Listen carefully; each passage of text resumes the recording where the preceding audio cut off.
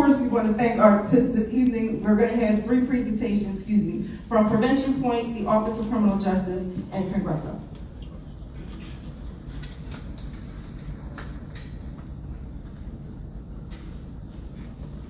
Showing house rules? Yes. It is not, no. Go to the... House rules now? House rules now? It is not. Okay, so I will just go over them as hopefully we can get some, we're having a little bit of technical difficulties. But we do have just some house rules. As all of you know, whenever people come together to have discussion, to share perspectives and thoughts and ideas, sometimes we are all very passionate about our points of view and how we feel. And so we just wanted to put up some house rules, which is just things we all learned growing up: be respectful, no profanity. We hope that everyone is respectful of each other, no offensive language or anything like that. And also, everyone's opinion is welcome and valid, as this is a safe space. So we just wanted to state that right at the top. I also would like to acknowledge we do have 2 members of our City Council here with us. We have Council Member Mark Squilla and Jen Harity with us this evening.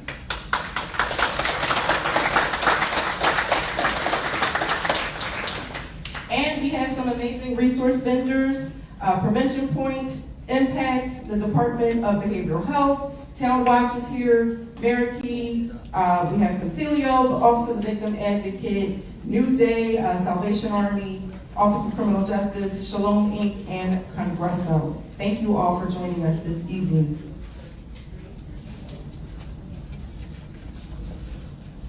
All right, so before we get into our presentation about CPOC, I am just curious. I hope that this is going to be an interactive moment while we're settling up some technical issues.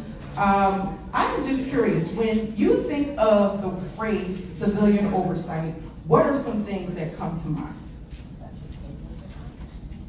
Is there anybody that wants to be brave? Yes? Crime, okay. Okay, you want to elaborate a little bit more on what you mean by that? If somebody gets hurt, like if the innocent gets hurt, and like an innocent civilian. Okay. Or if a civilian is committing a crime, one of those 2. Okay.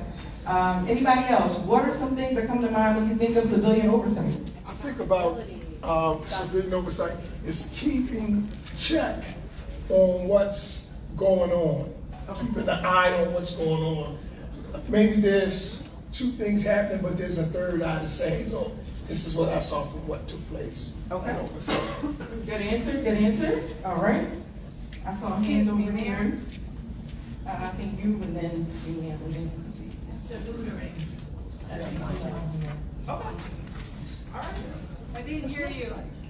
Lootering, It's okay. the lootering that's left behind. I'm so sorry.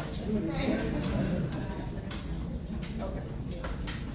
Okay, so when I think of oversight, it's pretty much what he said over there, where maybe you're working with the police and checking, doing a check and make it like a check and balance type of thing, an evaluation as to their course of action that they're taking.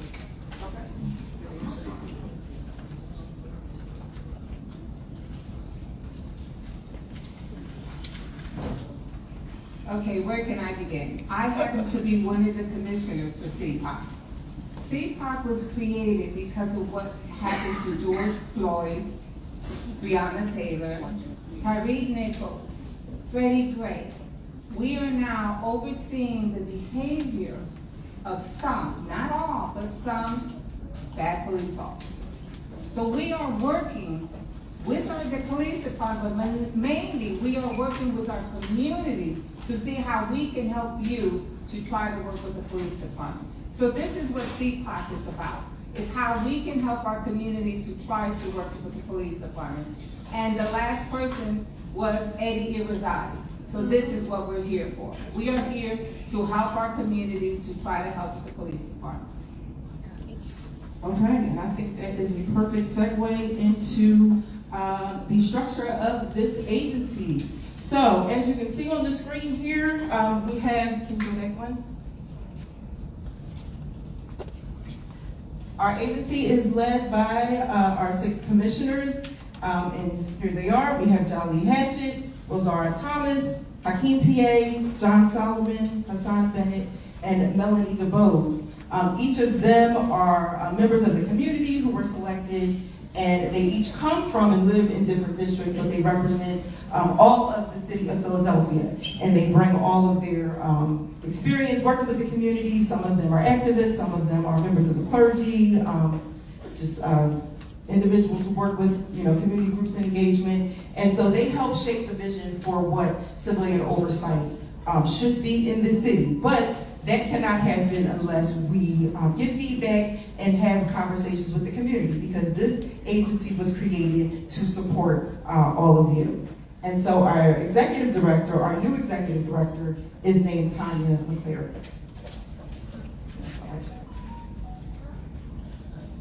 So the mission of CPOC is to work to improve the relationship between the Philadelphia Police Department and the community through transparency and accountability.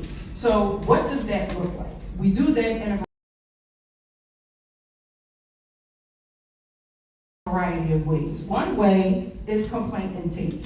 We take complaints against police officers, and we refer those complaints to the Internal Affairs Division. Currently, what that looks like is you would reach out to us, you would file a complaint, you would let us know about the incident, what happened, and then we would refer it to Internal Affairs. We would go with you. If you, once they scheduled an interview with you to talk a little bit more about the incident, they would call in the officer would be interviewed, we would be present there as well to ask questions that become a part of the record. And we can just sort of help walk the complainant through the process, and that is a very big function of what we do is complaint intake. We also have a community police mediation program, and so 2 of the most common complaints that we get are lack of service, meaning the police didn't do something that you thought they should have done, or verbal abuse, which usually means that a community member feels like they were spoken to in a way that was disrespectful, discourteous, rude. And so those 2 complaints are eligible for the mediation program. And so what that does is takes the officer and the complainant, you get together with the mediator, and you sort of discuss the incident. There really isn't any expectation that either side has to apologize, but it gives people an opportunity to feel like they're heard, to voice their concerns. It gives the community person an opportunity to tell the officer, listen, when you did this, this is how it made me feel. And it gives the officer an opportunity to share with the community member, listen, I didn't know I made you feel that way, or this is why I said what I said. But it really gives people a chance to really discuss what happened in an organic setting. And so sometimes the complaint process can take some time. So mediation is a good way to sort of resolve some of the conflict that the community may have with the police department. We have policy review and recommendation. We look at PPD's policies and their customs, and we make recommendations to the police commissioner on things that we think need to improve from a civilian perspective, things that we're seeing, things that may be happening nationally. And so we make recommendations to the police commissioner, and usually they respond and let us know whether or not they're going to accept our recommendation or not.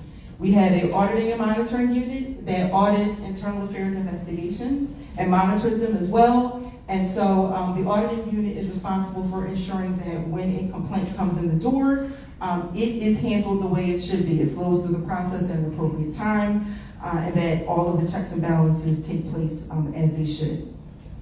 We have an investigation unit. That unit is in its infancy, it's being built right now, but our investigators are sent out to every officer involved shooting that happens in the city. They're there on the scene, and they also do reviews of like large-scale incidents that occur in the city.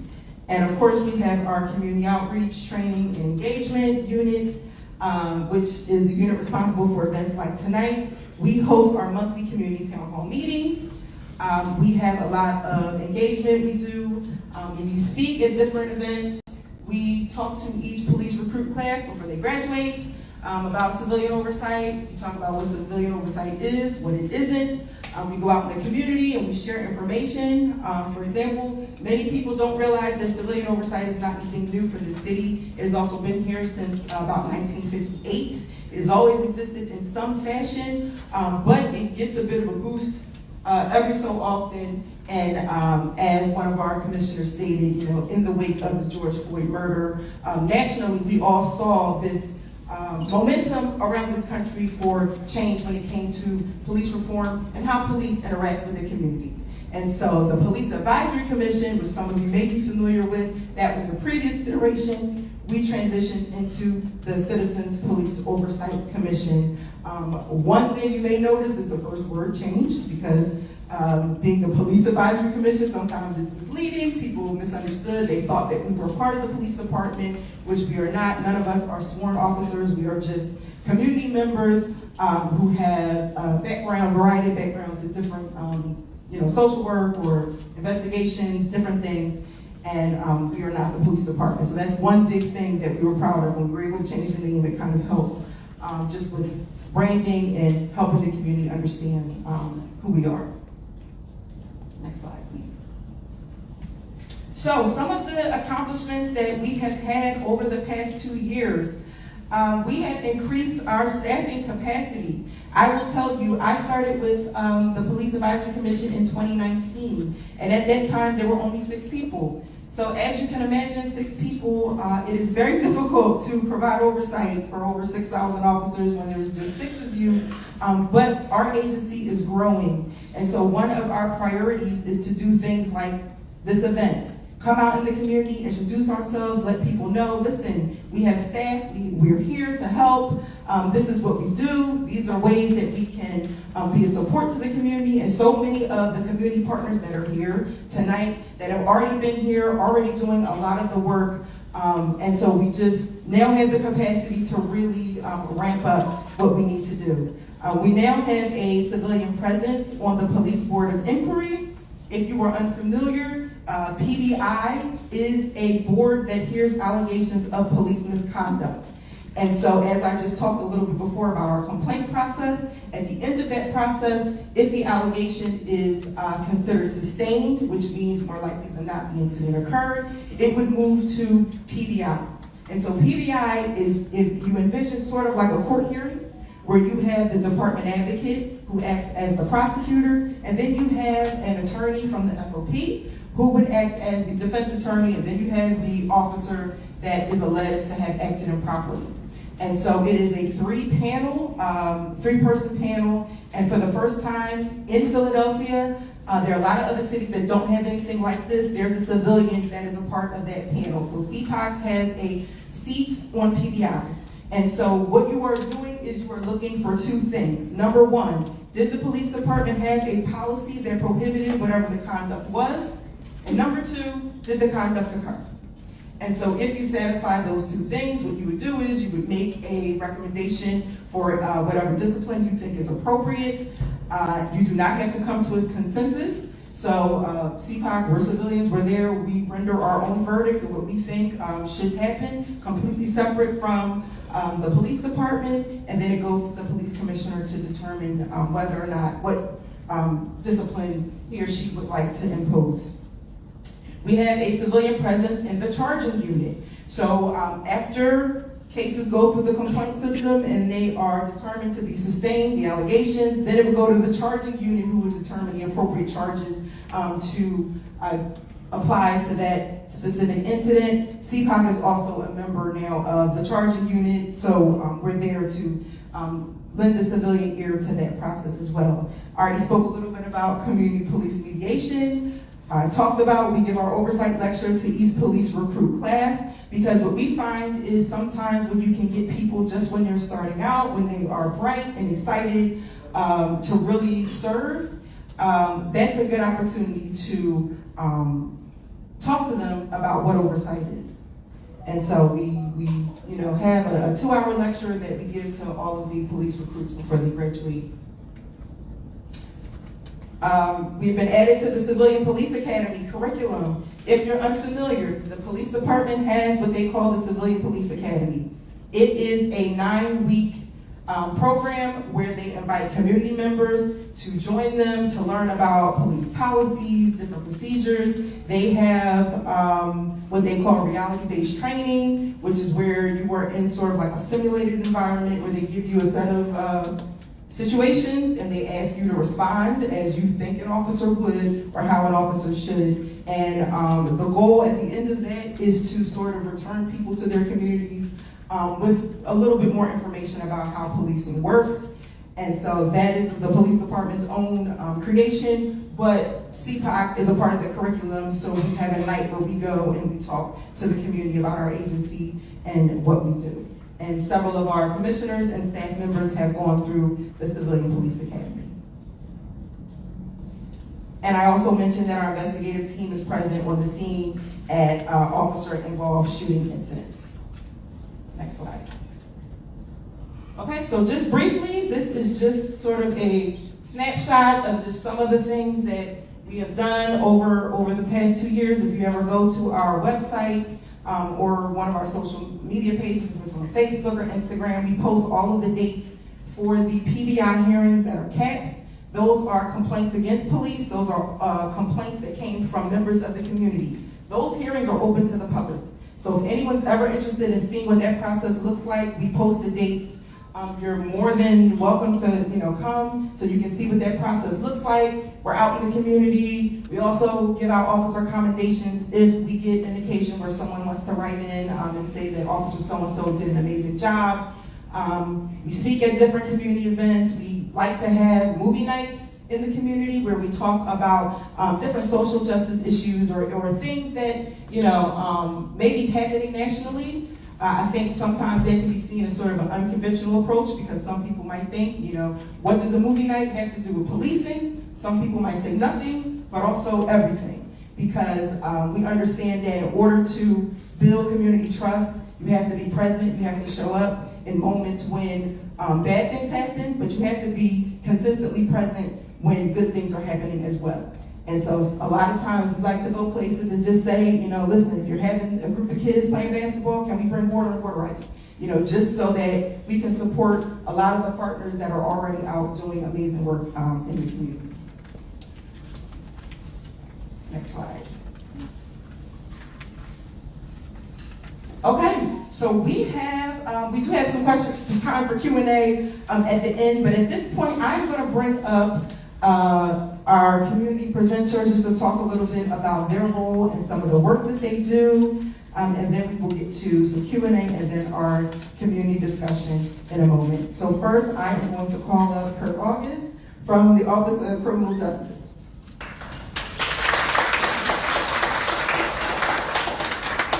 Hi, good evening, everybody. Kensington meeting, 5 to 7 minutes, no profanity, so just work with me here. I'll try my best for folks that work with me before. But for folks that don't know me, it's great to see so many familiar faces out in the crowd. My name is Kurt August. I'm the Director of the Office of Criminal Justice within the Office of Public Safety for the City of Philadelphia. Happy to be here tonight to support our colleagues in CPOC that are really trying to raise awareness around the great work that they're doing in the community and all across the city, and what that might look like specifically here in Kensington. Broadly speaking, our office is involved in, we're effectively a policy shop, so we focus on strategies that work to safely reduce the local jail population, address the rates of racial, ethnic, and economic disparities that we see in the criminal justice system, and things connected to that. Our work specifically with the police department, we have operating programs that work with the police. We operate the city's first juvenile assessment center in partnership with the police department that centralizes all youth arrest processing across the city. We work with the police to establish the first behavioral health unit in the city's history as well that has a crisis intervention response team or co-response team that embeds behavioral health professionals with CIT trained officers to respond to 911 calls for service with a nexus of behavioral health, mental health, substance use challenges connected to that work. And then we also operate a pre-booking diversion program called PAD that works with a network of behavioral health professionals, many of whom are here today with us, and Prevention Point, Amerikey, and Salvation Army's New Day program, the Community Wellness Engagement Unit from DBHIDS. We all work collaboratively with the police department to offer diversion opportunities at the point of arrest for retail theft, the possession of purchasing narcotics, and prostitution-related offenses to try and proactively connect people to the appropriate level of care in real time.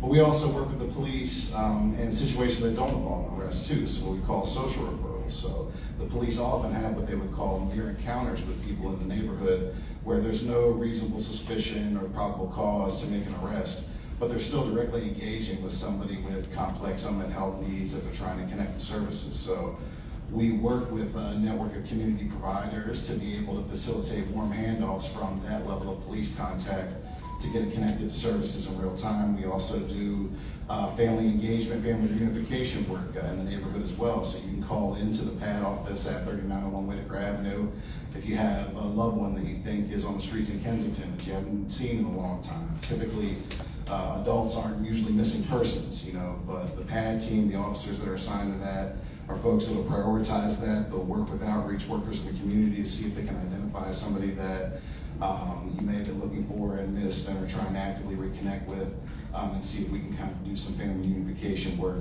around that as well. We also embed behavioral health professionals in a mobile team that follows the e-service detail throughout Kensington to be able to address quality of life concerns in the community.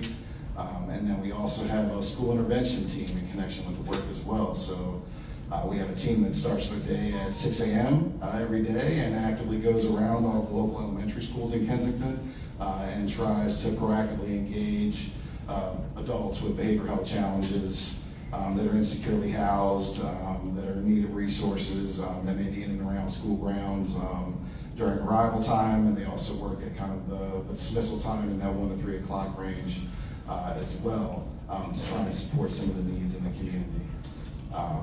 In addition to that, sorry, thought somebody had something they wanted to add. That's like our Kensington specific work, but we also are part of that larger continuum, sort of the crisis response system. So we actively collaborate with our partners in what used to be called the Philadelphia Crisis Line, is now the 988 system, and the Community Mobile Crisis Response Teams.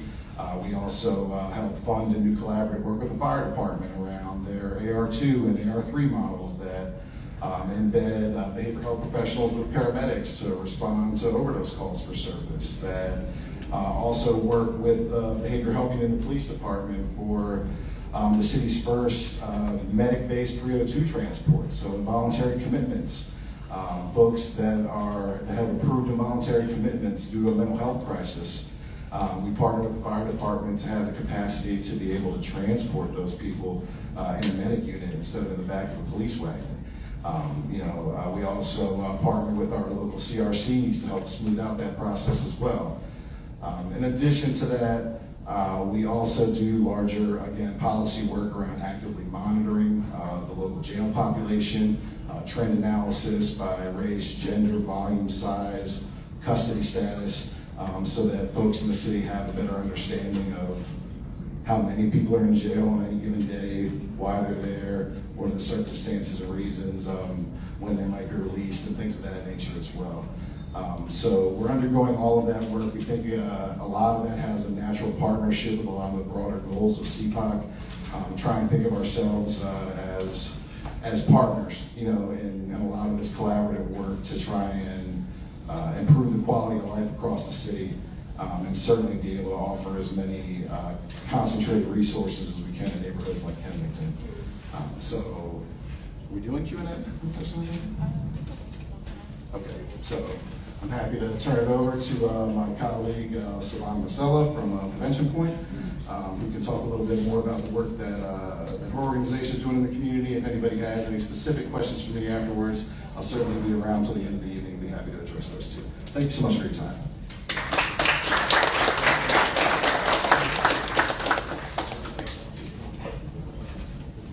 Hello, everyone, and thank you. Also see some familiar faces in the crowd. I'm Savannah Mazzella with Prevention Point Philadelphia.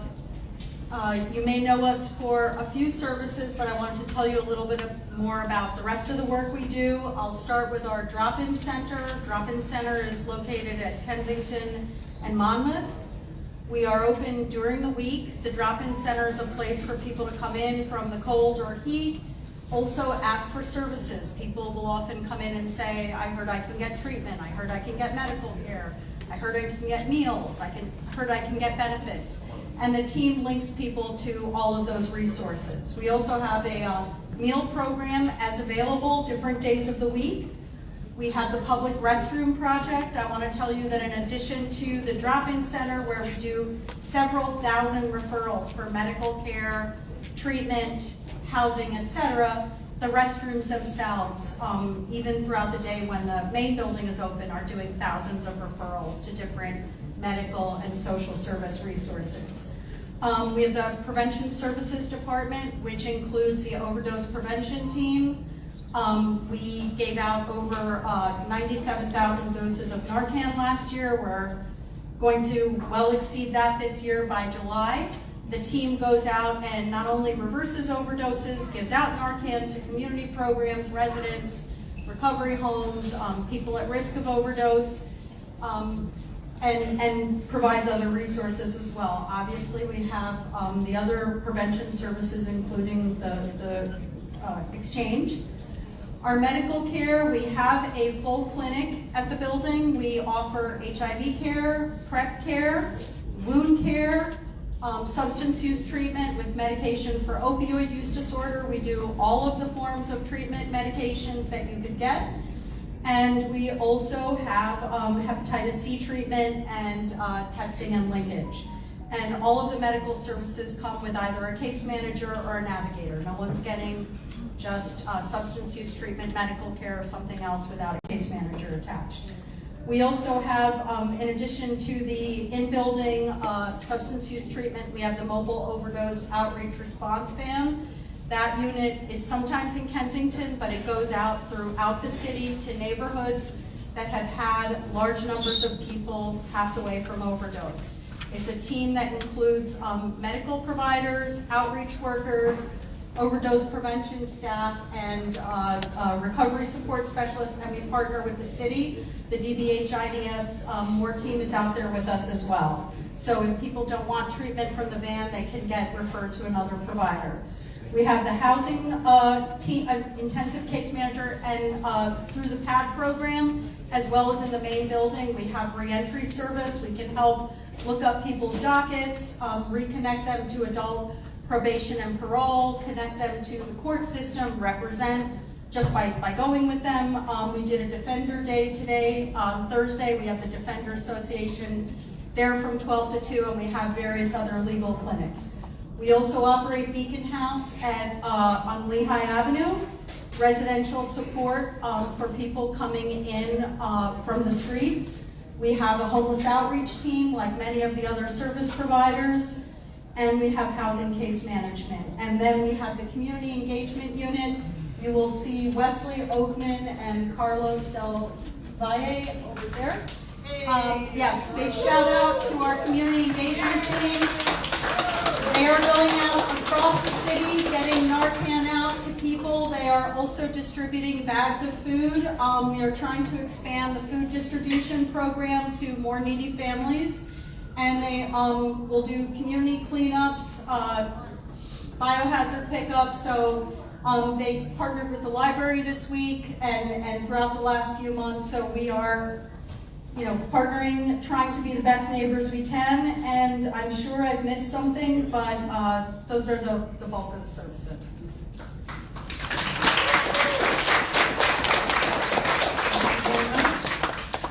And our last presenter is Kara B. from Congresso.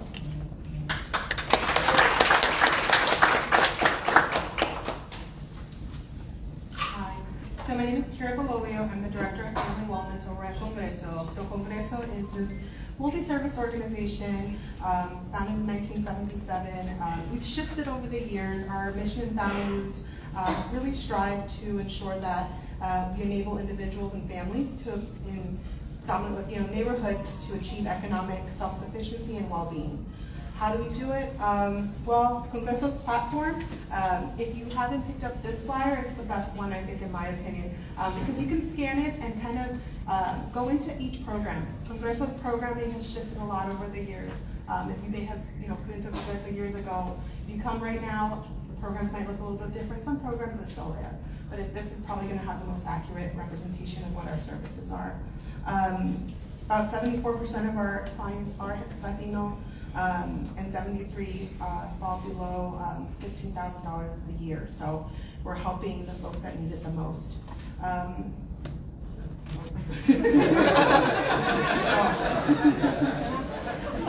One of the things that makes us special is that we operate from a primary client model, which means that when you're walking through those doors, you should be treated in a data-informed, client-centered, and culturally appreciative manners across all services. So this is something that we strive as staff and community members to treat each other in that way. I'm here specifically to talk about two programs that I supervise. One is the East Division Crime Victim Advocates. So that is a program in partnership with CPOC, where we provide supports to people who have been victimized, specifying in the 24th, 25th, and 26th police districts. So what does that mean? Something happened to you in one of those districts, and you are now getting bills from the hospital, right? You now have to have a new security system, right? Your windows were broken, things like that. We work with victims' compensation to help you file that claim and make sure that you can recoup that money that you've lost because you've been injured, right? To date, we have recouped almost $600,000 to the community. The majority of that being medical expenses, loss of wages, and funeral expenses. So again, that number should be a lot higher. It is a very underutilized service, but we're here to make sure, as best we can financially to put somewhere back where they were previous to their victimization. And then the Latina Domestic Violence Program. This program has been around for over 30 years. This is a program that doesn't get a lot of press, but it is a word of mouth kind of thing, and it's beautiful. Last year we saw over 1,500 folks. We see survivors, we see children who have witnessed domestic violence, we see family members who are concerned about their loved ones. All of our services are often in bilingual manner and support groups. Truly a beautiful thing, and we've grown that now so that we also have attorneys on site. So that if there are family law matters, we're able to handle that in-house. We now have housing specific to DV survivors. And we're also one of the 4 agencies that answers the hotline. I know that folks have mixed experiences on the hotline, but we're always striving to be as accessible and there for our community as possible. And yeah, 5 minutes. Thank you.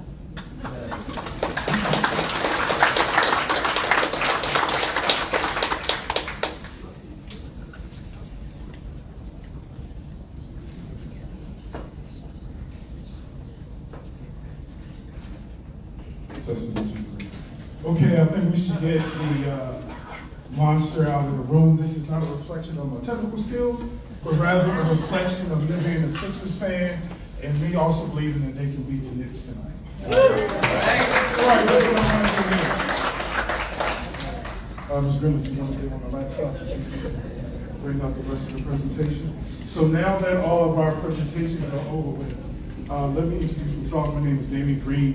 I am the Training and Community Outreach Manager with Citizens Police Oversight Commission. And first of all, I would like to thank all our presenters this evening for providing a wealth of information for us, along with the various vendors we had here this evening.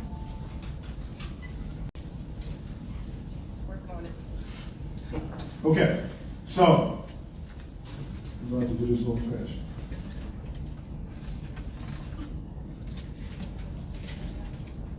Okay, so the portion of this section is let's talk about it.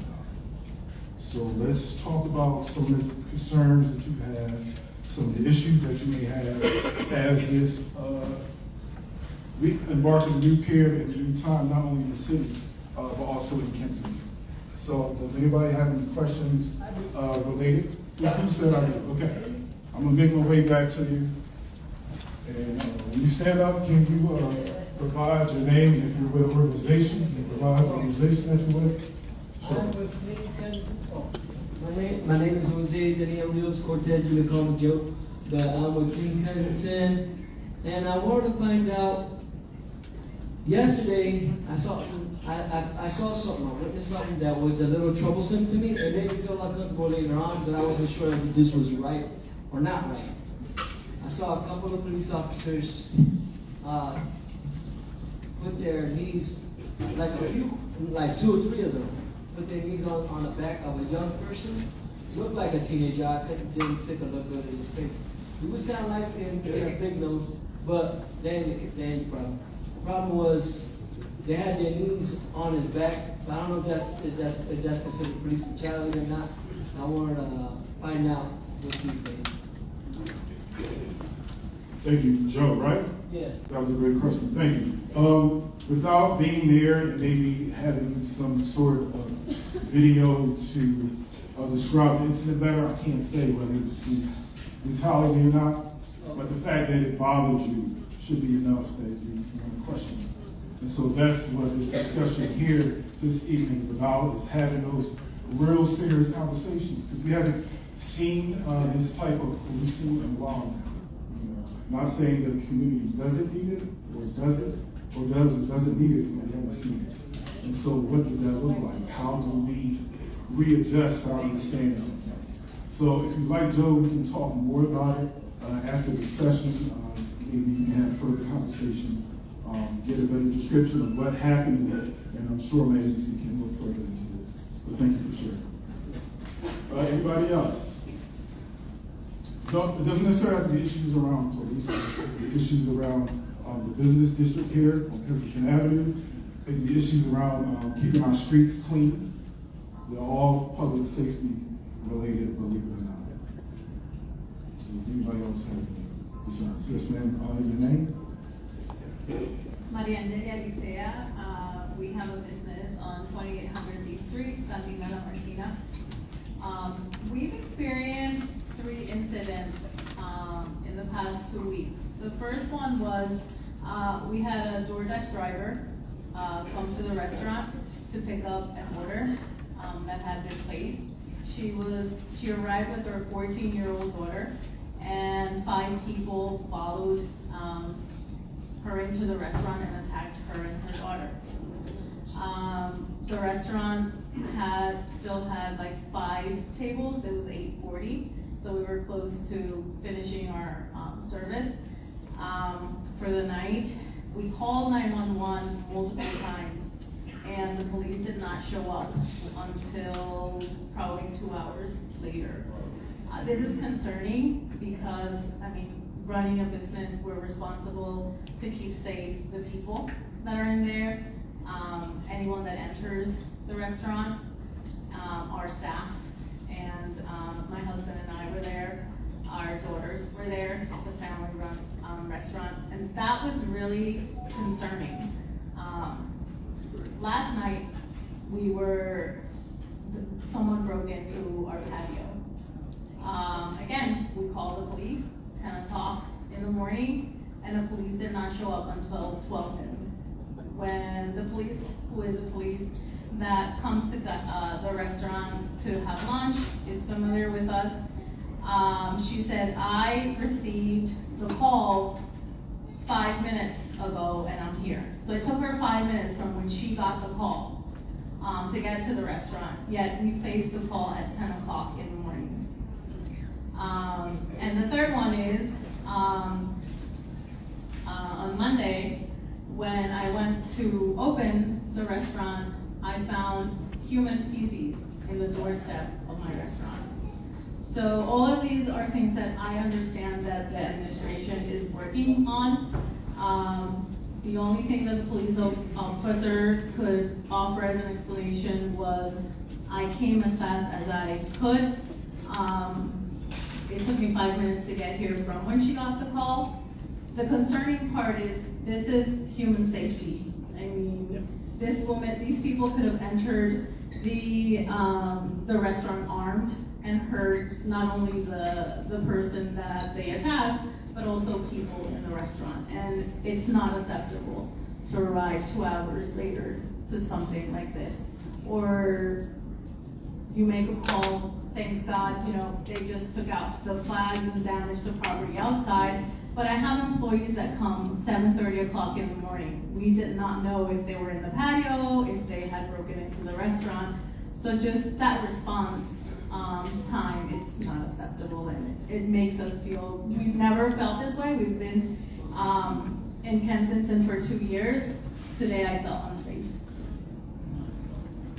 Thank you for sharing. I'm sorry you have to go through that.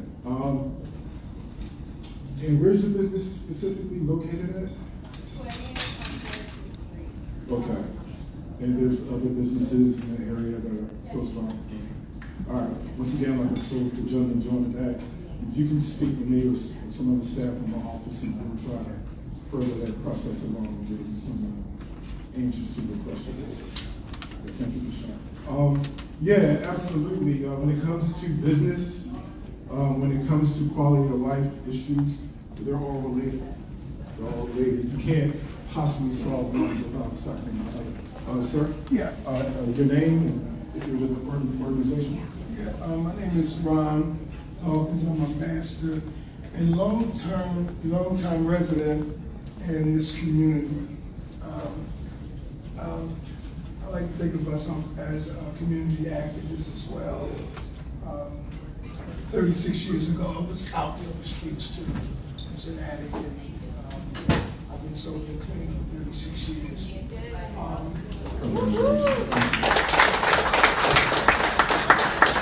My concern is this: there are a lot of vacant homes around, and sometimes addicts looking for shelter will move to vacant home. And my wife and I had been ministering to a young lady and her fiance who just got arrested yesterday. Well, this left her alone, but she's staying in a house that was someone's property. They converted a family home into rooms where they had, I guess, 3 or 4 bedrooms in a family home for 5. And they took the boards down, because I guess the people who had the place boarded it up, took it down. Someone started moving people in and charging them rent to stay there. This is my question. The young lady who my wife and I had been ministering to, we was trying to get her into the community because I felt like don't we have something going to happen. Well, they found this young lady dead this morning. She had OD'd. I was heard about it. So we did talk to the officers. We wanted to know if we could get this house. Why can't somebody come out after something like this and board these because it's 2 houses, and board these houses up because they're being used for that purpose, and also the drug dealers are stashing their drugs there. And if we can get this house sealed up, we won't have to deal, because it's going to happen again, I'm sure.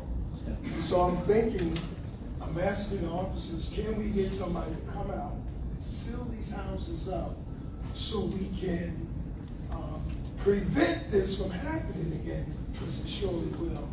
I guess my question is there something that can be happening? Is there something we can do to have this happen immediately without waiting maybe days or even weeks before these people come out and seal this house up so no one else can get in? Someone told me, well, you can do it yourself.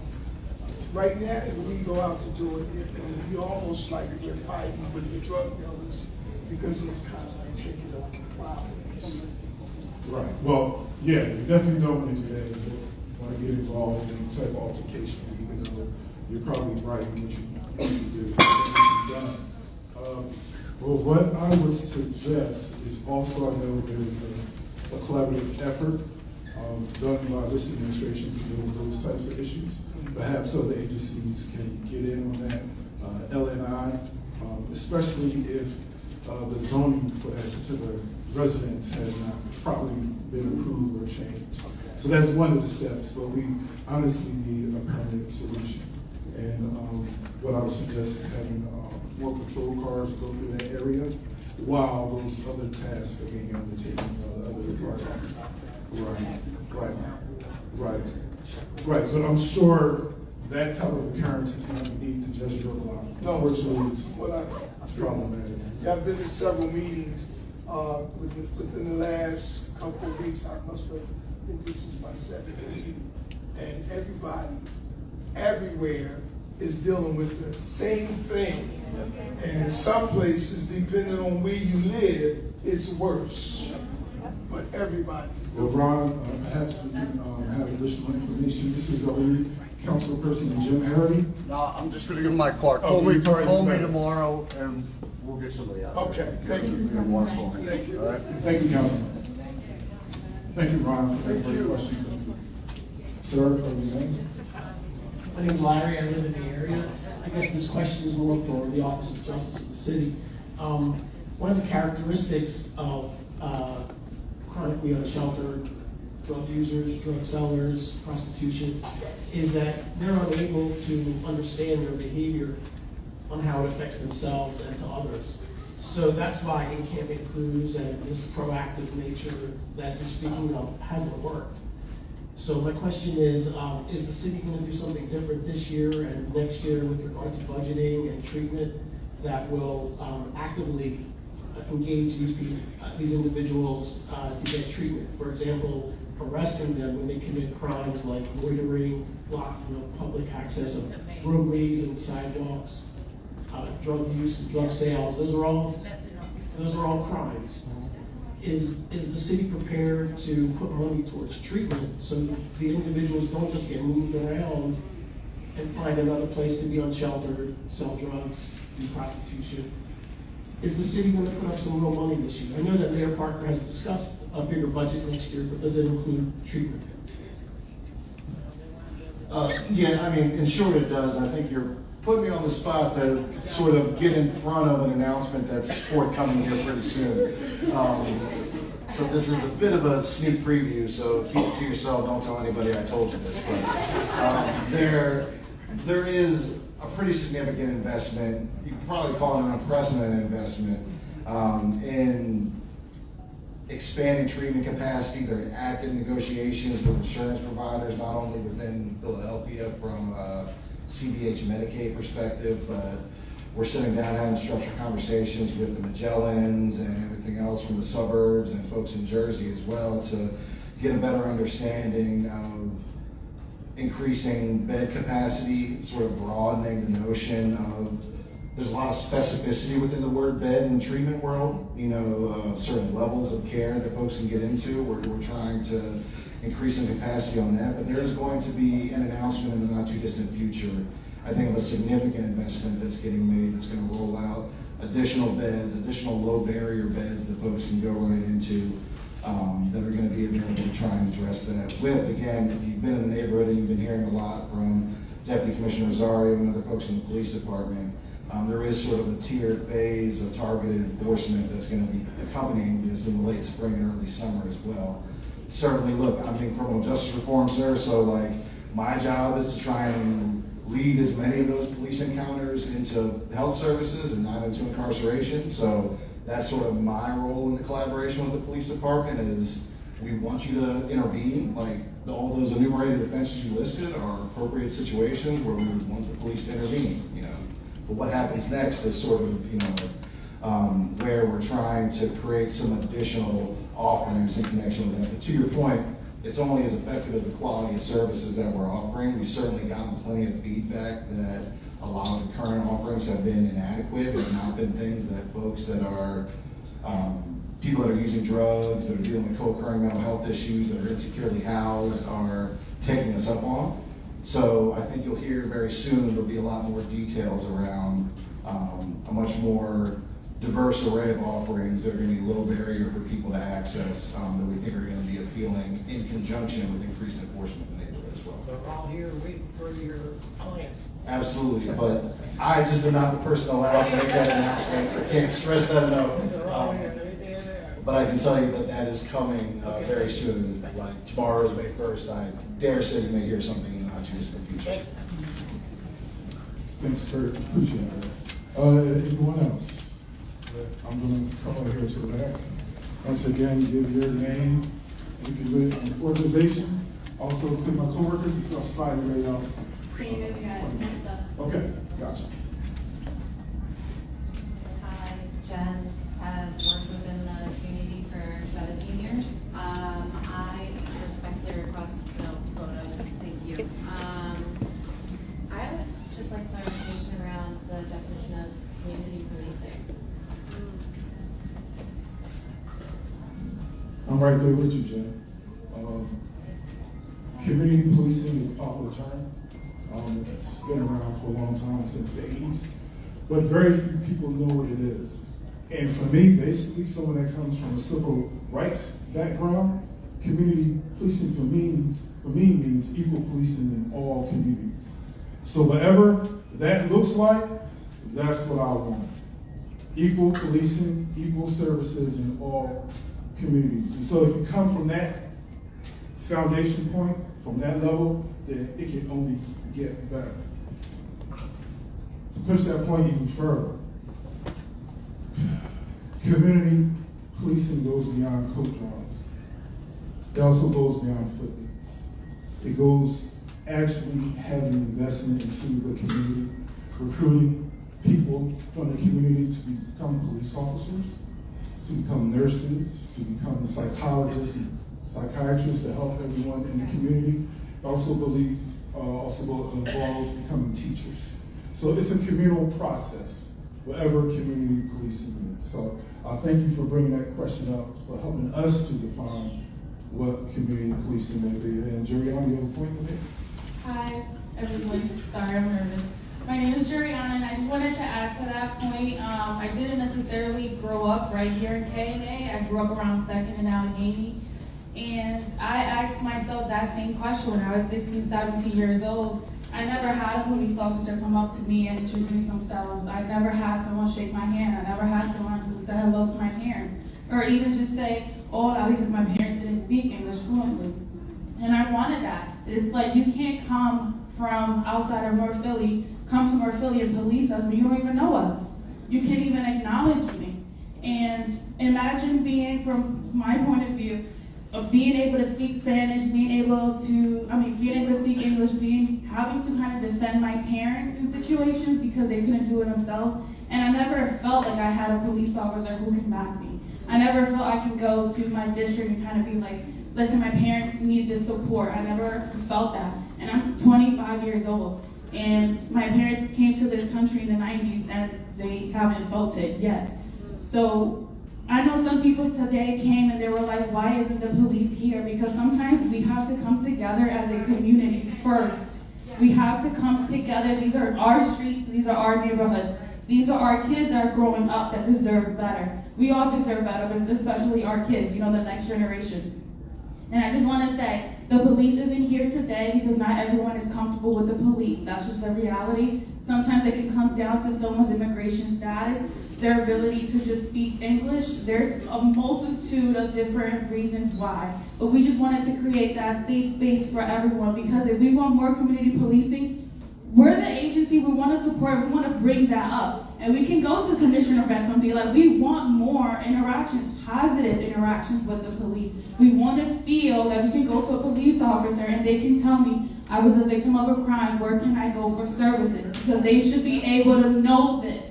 They are the first contact for any victim, for any survivor, and they need to be equipped, okay? And I just wanted to say that because community policing matters, it's very important. Everyone should feel safe. Regardless of where you come from, your background, it doesn't matter. Thank you so much, and I'm going to pass it off to the gentleman. Thank you, Ms. Brianna. Give her a round of applause. Thank you.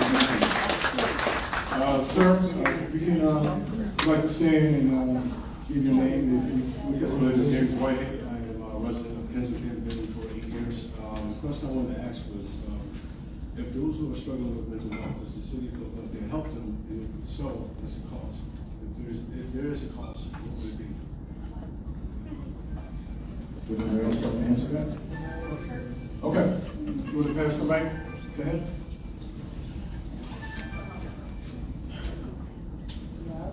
I'm gonna speak on my own behalf on that part, and then I'm gonna pass the mic. I was diagnosed with mental health diagnosis, and they do. I mean, for my part, in my experience, they helped me. The city of Philadelphia, they helped me, and the police officers, they were nice to me. I mean, of course, I had to go in handcuffs, but they weren't too rough with me. They actually did a little bit more. They stepped further, and they were talking loud enough for me to hear of why was I going through what I was going through, which gave me some helpful information about my situation, about my family, and why they did what they did. They gave me a choice, it's a little rough choice, but it was a good choice. They gave me two choices. They gave me whether I should go, do I want to go to jail? They asked me that. Do I want to go to jail or do I want to be 302?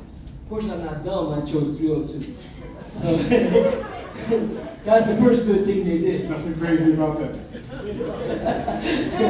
So yeah, it was good. They, for the most part, they helped me, and I'm recovering from mental health. I'm doing my part, you know, because when it comes to mental health, you know, you gotta do your own part too. You know, you gotta take accountability and try to help yourself too. You know, and there's a thing that's stressed a lot in a lot of good movies, choice. You know, you choose what you want to do in your life. You know who you are. I say this to a lot of children. You know who you are inside. Nobody can tell you who you are because your life is your life.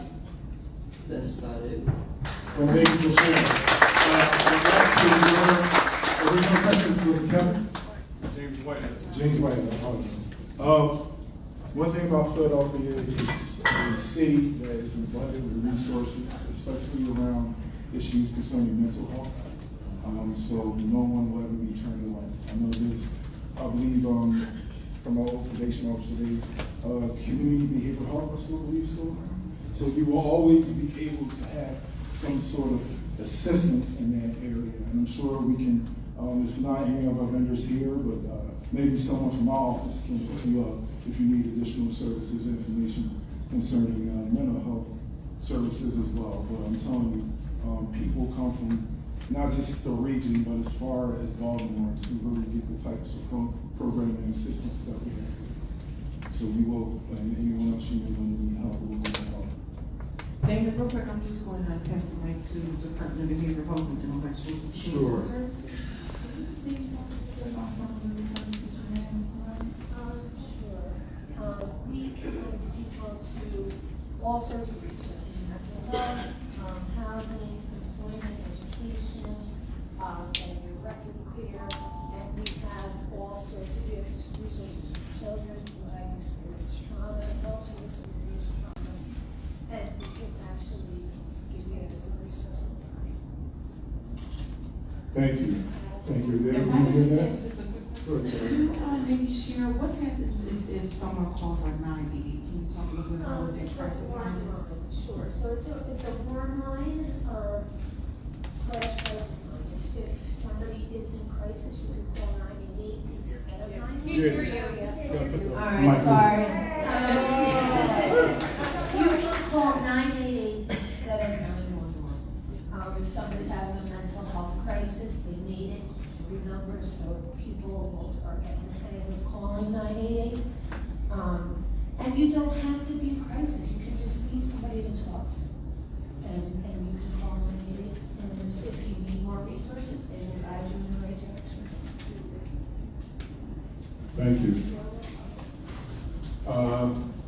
We'll pass it to this young lady right here. Wait, can I? Sure. Yeah, just to answer your question, for any services available, whether you have private insurance or Medicaid insurance, whatever service that you're looking for, you can call that insurance company and see what's available to you. I didn't want you to leave here without that, but any insurance, whether it's Medicaid or private, Aetna, whatever, you can call the customer service line and they are able to tell you exactly what services are available to you at no additional cost. Thank you. Talia, could you pass the microphone to this young lady in the pink and green?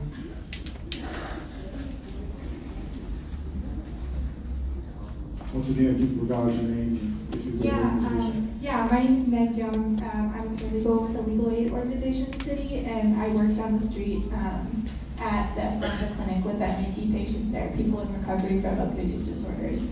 And I've been reading a lot about these policies, and I'm pretty new to MAT work, so I'm in the community, so I'm still, orienting myself with a lot of the issues here. But I think one thing that I don't know if anyone here can answer, or one thing that I just wanted to pose is number one, how the community members who are going to be affected by increased policing are going to be alerted of these changes that are happening.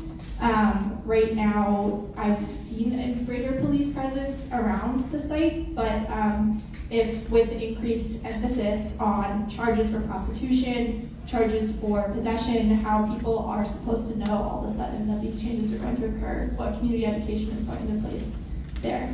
I was also interested in learning a little bit more about the approaches that are being taken to prepare officers or prepare the community for this quote sweep that's being introduced. To me, it's kind of concerning the emphasis that's being placed on sweeping people and where they will go. Obviously, I respect the community members' desire to have their own safety here, but it's very concerning to me that it's being positioned as sweeping of encampments when we don't have a clear answer as to where they're going to go, or incarceration is not the solution here. It's not something that's going to be final. So these are things that I'm concerned about, just seeing for my patients, and I would love to hear more from anyone that's able to speak on that. Thank you. Jackie, you feel comfortable telling me on that?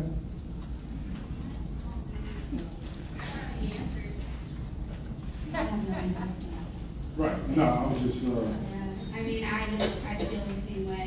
It's just in 2018 we made policies with the district attorney's office to reduce the mass incarceration, and he made that statement publicly because we had a mass incarceration problem, and that was the political agenda of 2018.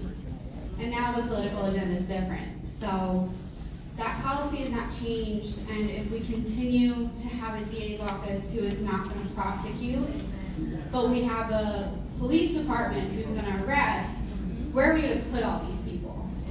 I also have a question, because they keep saying going after the demand, and I see the demand for drugs, okay? You're going to go after the drug users, but so you're also going to go after prostitution. What's the demand for prostitution? Are we arresting them? Where are we arresting those men and women? Well, most men. Oh, we're doing the drug dealers as well, the corner boys. But aren't most of the corners tied to one another, higher networks, right? So we get rid of the little guys. What happens?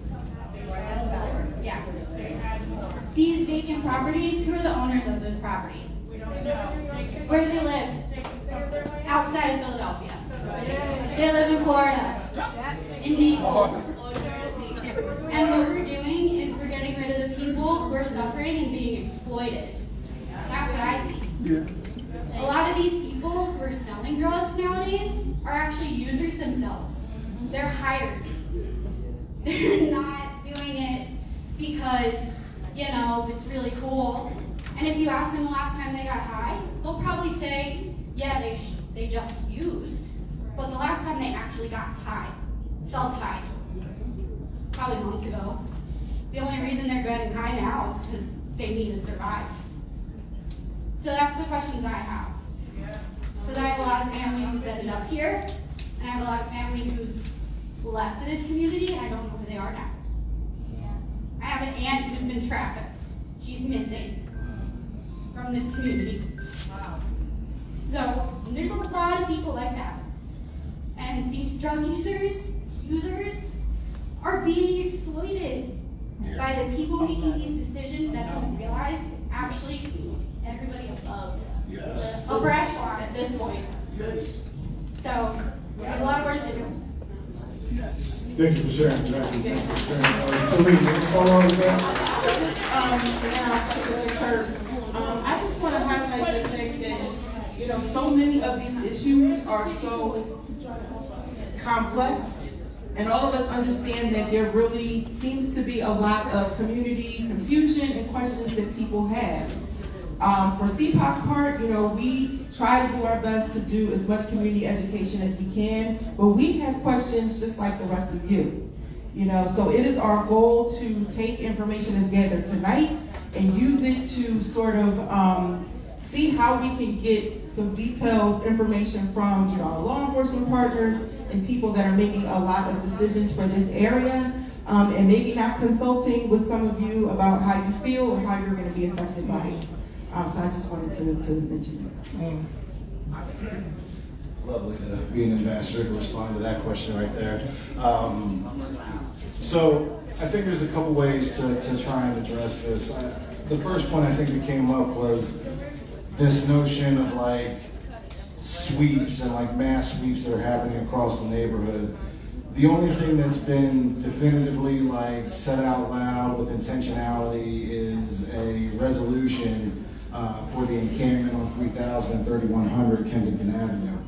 Two very specific blocks in Kensington that'll be in connection with that. Part of that plan is to activate that space as community resources like going forward as well. So we want to hear from you all about what happens on those two blocks after that place, after those two blocks get cleared through an encampment resolution. Encampment resolutions by law have to come with a mandate of bed availability in connection with it as well. So for every person that's there that is told they have to move along, the city is mandated to obligate a bed that's available for them to go to as well, along with obligations for storage, for personal belongings and things of that nature as well. Again, as I highlighted earlier, part of my job that'll be involved with increased police enforcement in the neighborhood is this notion of do quality of life stops have to lead to periods of incarceration? And that's the part that we're going to be actively monitoring. That's the part that I'm actively working with leadership in the police department to find health-centered alternatives to that level of work. There'll be lots of scenarios where folks may be stopped, and the reality is that they're going to be tracked into either pre-booking diversion programs, court-based diversion programs that are not going to lead to periods of incarceration, but are going to lead to opportunities to access health care and other supports that are going to be trying to work to address people's needs as well. Which again, we know, like Jackie articulated earlier, right? Like, people don't have singular needs, like people have been ruthlessly exploited. People have minimal resources to be able to address their basic needs, and there's comprehensive, like long-term supports, you know, that the city needs to connect people with beyond just triaging the situation that might lead to a police encounter at any given point in time. You know, so that's partly the responsibility of my office and the police department, but city council and every other city agency to try and work together to make sure that we're trying to make these improvements in a way that's holistic and beneficial to not just the neighborhood residents, but to the people that we're encountering in the street, to the local business owners and everyone else, to be able to benefit from that. But it's gonna be, as folks know, like everybody here talks about, like the history they have in Kensington, like this is a long-term problem that dates back decades, generations. The Parker administration, nobody that works for the city is telling you that we're gonna wave a magic wand tomorrow and turn this all around. But we are going to try a diversity of approaches, but we are gonna like take my card, hold me accountable. Like, trust me, I will be looking at the jail population every day to see if there's an influx of people that are coming in on low-level charges, that are staying there unnecessarily. To the gentleman's point earlier, the city absorbs an enormous cost to incarcerate people generally. That cost probably triples if there's somebody with complex unmet health needs that needs to be connected to care. When we put somebody in jail, we turn their Medicaid off. And now we cover that through private, like insurance that the city has to pay for as well. So it's a very costly endeavor. It's a decision we don't take lightly. And it's something we're going to really try and use as a last resort and not a first response. That generated like 6 other hands, so you can see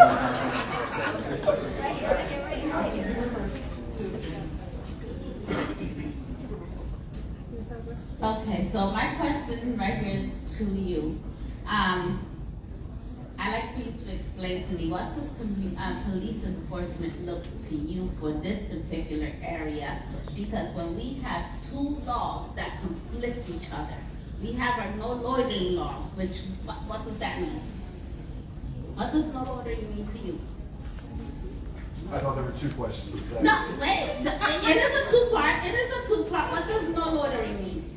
Do I answer that without the mic? Oh, okay. Why don't you ask both your questions and then respond? Right, because both questions has to do with both laws. Go ahead. I want to. What is no loitering? I'll also flag that when we don't invite the police department to meetings like this, these kind of awkward situations happen where I'm being asked to define PA state law and things of that nature. So there's limitations We all around know that. what no loitering is. We see those signs. Yeah, so. No loitering means that you can't hang out, right? Well, yes, and typically in public spaces, things of that nature, like around local businesses where you're not welcome and things of that nature. Right, so if all of us went outside and hung out on Kensington and Allegheny, the police is only gonna observe. But if all of us went to Society Hill to hang out, the police will be out there and batting. Thank you. That's the difference. Okay, the law that conflicts our no loitering law is the Bailey Agreement. The Bailey Agreement only affects us here in Kensington and Fairhill community. They say it's citywide, but that's not true. Okay, let's. I don't want to like debate this too much, but like the Bailey Agreement actually has to do with pedestrian stops, and it's connected to Northwest Philadelphia as well. It's not just here, but it's in Germantown and other areas as well. But Northwest doesn't have the issues that we have here because of it. Yes. And look, is there such a thing as differential enforcement in the city of Philadelphia and every other city in the United States, depending on your neighborhood and where you go? Like, yes, you broke the secret, like it's out. Like I can see that that's a real thing that happens. You know. Oh, is it right? Yes, but let me be clear. Like, I'm not like selling like a magic oil that like you're gonna rub on your skin and wake up and everything's gonna be better tomorrow. Like, yeah, it's not everything is like the definition of like pure fairness and right. Like, we're not in the Garden of Eden. Like, you know.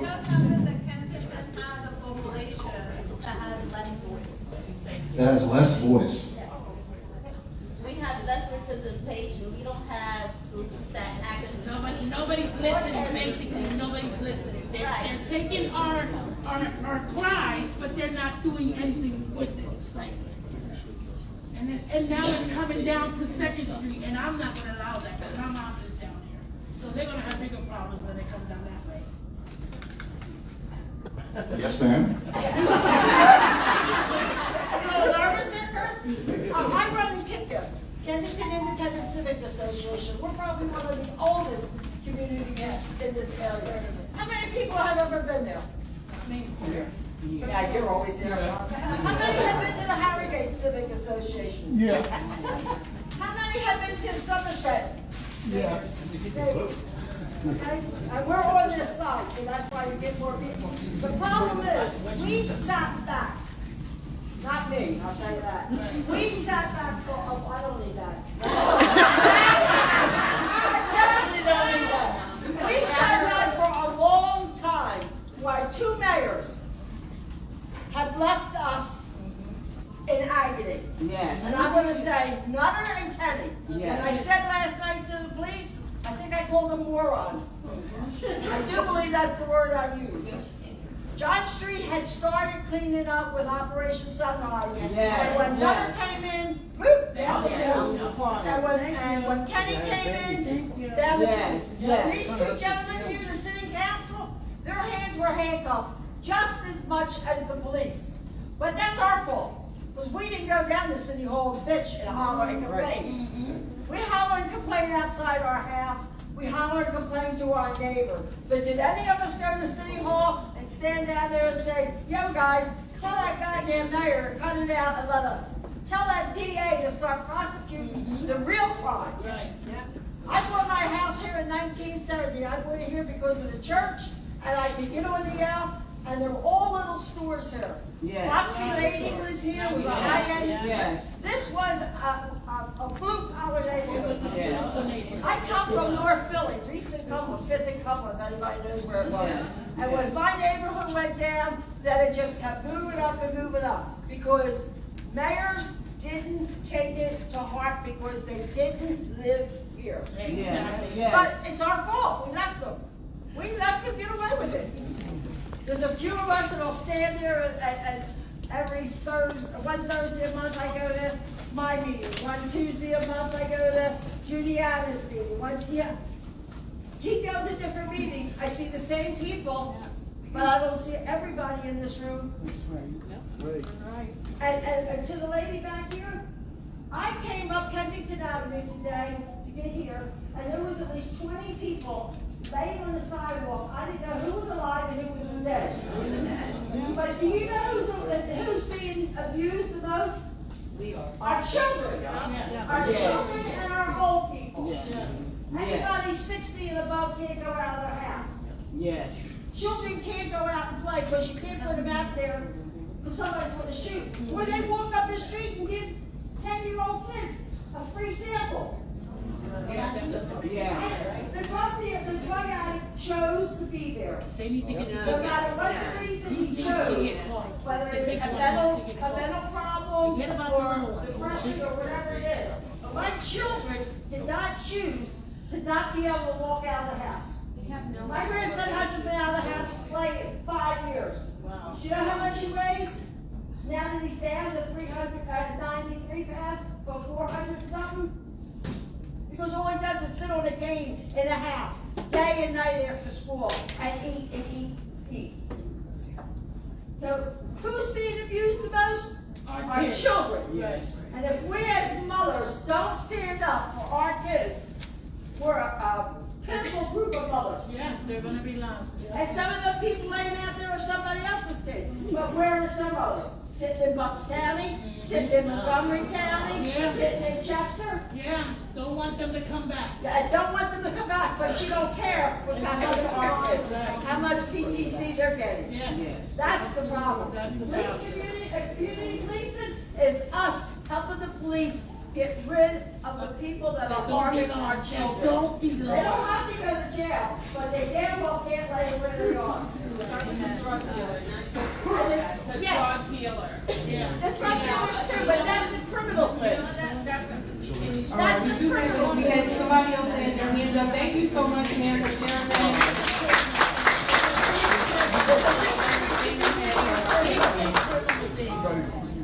So to the city, if I can make a suggestion, if you upfront the money into treatment, then you'll have to spend less on the streets department and the kit crews and all the things that will happen a year or two after. And I'm not necessarily speaking about incarceration, that's very expensive and really doesn't work with issues that we're talking about. I mean, they're dangerous, but that's not gonna work. So some kind of, and Philadelphia's been progressive over many years about the diversion programs, youth programs, drug courts. That's sort of different as far as the national situation is. So if we put the money into treatment, the rest will follow. The reason why you have good tax revenue in Society Hill and Richmond Square, and you don't really need streets to come out there every single day. Thank you for doing that. You don't really need to, because other areas you don't have to. So we could be like Fishtown and Northern Liberties, the way they made the change in the early 2000s and so forth. And now you can't buy a house under $300,000 in Fishtown. So if we can put the money into treatment, you'll have to spend less later on. maybe not a real recommendation for the mayor. I know she's talking about over $100 million. We're talking about 1,000 people. 6% of violent individuals cause 60% of the crime, roughly. And so we're really talking, and we're talking about the unsheltered and the drug users. We're talking about 1,000 people give or take. And so you could do that with a few $1 million. You could ask the people here that provide services what it would cost to treat 1,000 people, and maybe do several programs so we may not all click on the first day, but that's what we're talking about. Yeah, sure. Look, I take your suggestion to heart. I do think the city's working on something to that effect, sort of re-envisioning our investment. One of the things that we're doing, though, is we're not just putting money into treatment and then operating under the assumption that the treatment system as it currently stands is this infallible thing that already was working great and just needs more money. It needs to make its own qualitative, systemic improvements in order to meet the unique needs. Talk to medical people. We are in an unprecedented time in the city and the country's history around toxicity of the local drug supply. We don't know what happens to the human body 10 years post-heavy fentanyl and xylazine exposure in your system, what that does to your brain chemically, the long-term care that you're going to need for those sorts of things yeah, exactly. No, so absolutely. So we're absolutely trying to pivot not only on investment, but also the stylistically what the treatment system looks like. We're certainly trying to coordinate treatment more with secure housing that's tied into it as well. I feel a lot better about people making IOP if I know where they're staying, day in and day out, to increase that level of work as well. But yeah, absolutely. So we're taking those suggestions to heart. I want you to hold us to account over the next year and tell us if you see a change.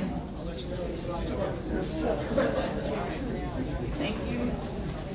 Okay, we are getting close to time here. So I did just want to ask,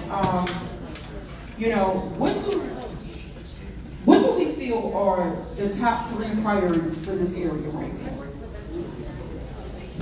And I'm sure everybody has a different 3, but the goal is to, we're civilian oversight and we are aiming to be the bridge between the community and the police department. And we really would like to hear just from you, you've already shared tonight, but that's just an additional question. What would you say are the 3 top priorities right now? Right now, the first is to evict all of the homeless at that Kensington area. Just very quick, quality, returning quality of life back to the community. And that's on both sides, helping people to get quality of service, those who need it, but returning quality of life to the community. And what does quality of life, what does that mean to you? Well, that means that, as she said, the children can go out, play, they don't have to be held hostage in their homes because of what's going on outside of their doors. Basically, for many people who don't live in the community. So it's returning quality of life by helping the people outside the doors. Yeah.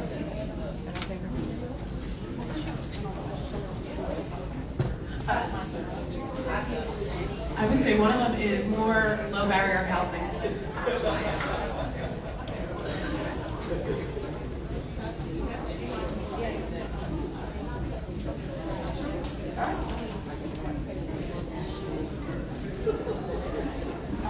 One of the things I'd really like to see, so we all say that we care about children, but imagine that you've grown up in this community. Imagine if you're 19 years old, what was your childhood like, right? Oftentimes, you've lived in this community, it's never been safe. You go back 5 years, all of your local high schools have a dropout rate around 50%. Right? That was your high school education, where the person sitting next to you and to the right of you, right? One of them is not on the path to graduation. Tons of violence all around, right? We've done tons of damage to our children. I think we can all agree on that, right? So part of this is actually taking serious the damage that's been done. So when we do think about enforcement, with those 19-year-olds on the corner, right, did they have a childhood that could possibly lead to better positive results? Did they have this fair opportunities, those kinds of things.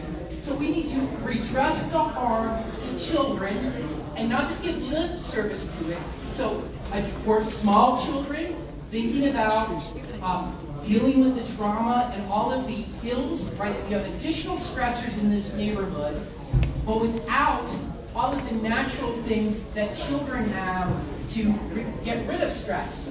So you have additional crime and violence, but no perks to go out and play and get rid of the stress. So how do we as a community build in some supports for the young people who have been harmed throughout this process, and not just draw lines in the sand? Well, sorry you were harmed, but you turned 18, so now you're going to face the hard end of the thing, right? Really thinking about the harm we've done over decades to our young people and building in some true efforts to address those harms. So that would be a priority, addressing the harms done to our young people.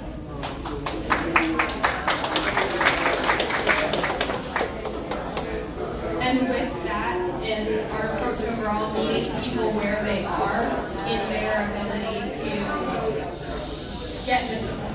If we could just give our speaker just another minute or two. I know that we are getting close to time, but we want to give respect to everyone while they're speaking. Meet people where they are. We are kids. Sanitation, and I think that we're not blind to the fact that leaf blowing the trash into the middle of the street is not effective. Kensington has the most people per square foot in all of Philadelphia, therefore there is the most trash. There is one trash day a year, and it is very popular for short dumping. There is no short dumping collections. There are no initiatives for that. What we do is we take advantage of people who are in early recovery or people who are still in active use to do this work.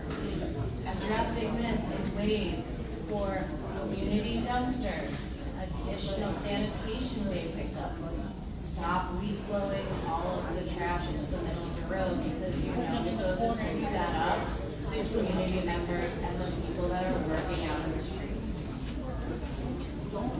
Thank you so much. Hi everyone, my name is Kira. One of the things I talked about abroad, I've been to different countries, I've worked in different countries and things like that.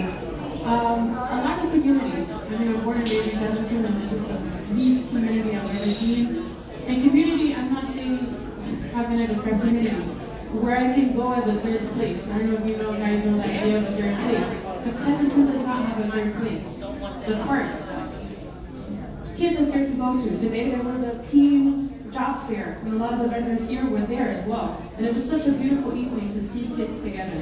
So I just wish that, and I hope that Kensington being such a voided place, a place of life, a place where persons who have voids come to this, can be a place to rejuvenate, to encourage, to help direct.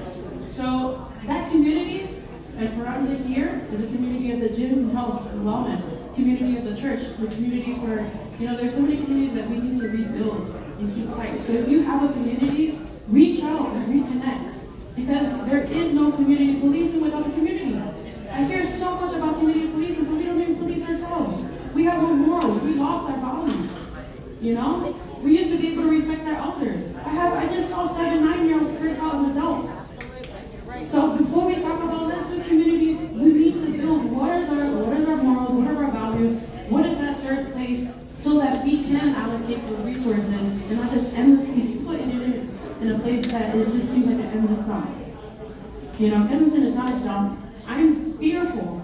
And going to the MKCDC meetings about the development that is going to reach Kensington, that have already reached Fishtown, and what is New Liberties is going to reach Kensington. And if you do not act now, and as many of us know, there is no stopping that. Developments are going to occur. It's going to happen. Yeah.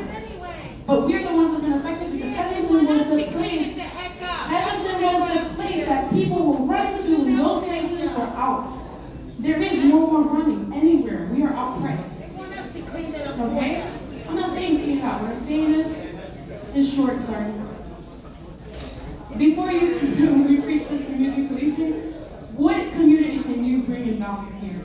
Because I don't see one. You know? So we can go to the community pantry, I visit, we can help addicts, we can be a friend to one another, and you can find what that community is to you, you define it, and you build it, you make it strong. Like the young lady here, 17 years, the gentleman here who said her community, the lady over here with her community, try to find that and make it strong, okay? We can all work together as one, this block, with all the services that are here. Thank you.